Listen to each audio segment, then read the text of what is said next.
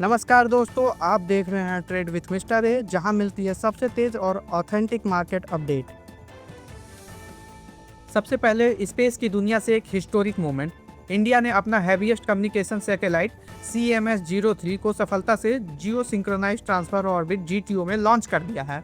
ये लॉन्च हुआ है श्रीहरिकोटा के सतीश धवन स्पेस सेंटर से और रॉकेट था LVM-3M5 इंडिया का पावर हाउस लॉन्चर। और जैसे ही सैटेलाइट अपनी ऑर्बिट में पहुंची, इसरो ने एक्स पर पोस्ट किया, परफेक्ट इंजेक्शन। क्या ये मोमेंट इंडिया का स्पेस सेक्टर के लिए एक न्यू एरा की शुरुआत है? आपको क्या लगता है, क्या हम ग्लोबल कम्युनिकेशन सैटेलाइट मार्केट में एक बड़ा प्लेयर बनने जा रहे हैं? 10, 9, 8, 7, 6, 5, 4, 3, 2, 1, 0 plus 5 seconds. अब चलते हैं मार्केट एक्शन की तरफ। मंडे के ट्रेडिंग सेशन में कुछ स्टॉक्स स्पेशल फोकस में रहने वाले हैं। According to Nuvama alternative and quantitative research, national securities depository limited NSDL, Shri lotus developer and reality limited और M&B इंजीनियरिंग लिमिटेड, इन तीनों कंपनीज का लॉक इन पीरियड खत्म हो रहा है आज 3 नवंबर को। सबसे इंटरेस्टिंग है NSDL, जहां 7.5 मिलियन शेयर्स ट्रेड के लिए अवेलेबल होने वाले हैं, जो कि कंपनी की टोटल इक्विटी का 4% है। और अगर करंट मार्केट प्राइस से कैलकुलेट करें तो इन शेयर्स की टोटल वैल्यू लगभग 870 करोड़ रुपए है बनती। तो सवाल ये है, क्या लॉकिंग खत्म होने के बाद NSDL के स्टॉक पर सेलिंग प्रेशर देखने को मिल सकता है, या इन्वेस्टर्स इस अपॉर्चुनिटी को फ्रेश एंट्री पॉइंट के रूप में देखेंगे?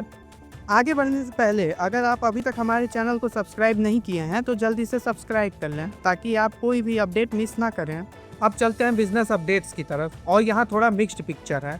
टाटा केमिकल्स लिमिटेड ने Q2 FY26 के रिजल्ट्स रिलीज किए हैं और कंपनी का कंसोलिडेटेड नेट प्रॉफिट 60% से गिर गया है। 194 करोड़ से गिरकर सिर्फ 77 करोड़ रह गया। रिवेन्यू भी थोड़ा स्लिप हुआ है, 3,999 करोड़ से 3,877 करोड़। कंपनी कह रही है कि ये डिक्लाइन हुआ है यूके ऑपरेशन के रिकन्फिगरेशन और सबड्यूड मार्केट कंडीशंस की वजह से।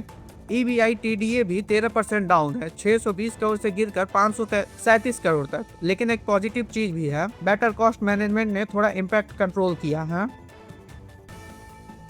RailTel corporation of India limited ने अनाउंस किया है कि उन्हें लेटर ऑफ एक्सेप्टेंस मिला है एक नए प्रोजेक्ट के लिए, जिसका टोटल वैल्यू है 32 करोड़ 43 लाख रुपए टैक्सेस को मिलाकर। ये कॉन्ट्रैक्ट मिला है Rajasthan council of school education से और प्रोजेक्ट है आधार एनरोलमेंट और अपडेशन सर्विसेज का। कंपनी के डिस्क्लोजर के हिसाब से ये ऑर्डर 31 अक्टूबर 2025 शाम 6 बजे रिसीव हुआ था।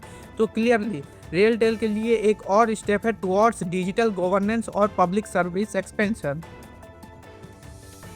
चलते हैं ऑटो सेक्टर की तरफ। Hyundai मोटर इंडिया लिमिटेड ने अपने सितंबर क्वार्टर के रिजल्ट्स डिक्लेयर किए हैं और नंबर्स ने एक्सपेक्टेशन को बीट कर दिया है। कंपनी का रिवेन्यू 1.2% ईयर ऑन ईयर बढ़कर 17,461 करोड़ तक पहुंचा है।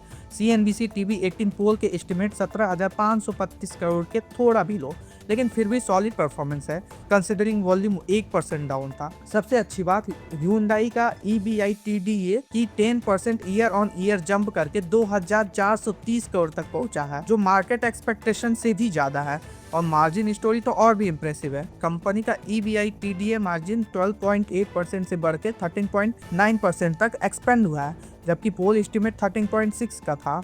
यानी मार्जिन ने एनालिस्ट को प्लेजेंटली सरप्राइज कर दिया है।